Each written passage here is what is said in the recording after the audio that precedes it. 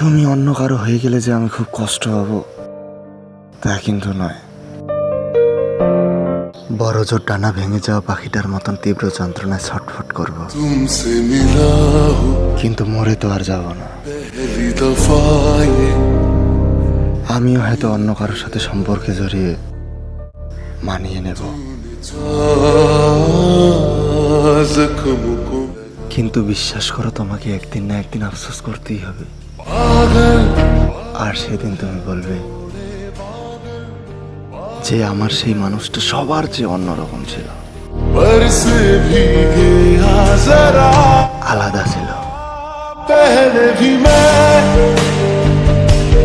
तुमसे मिला हूँ पहली दफा।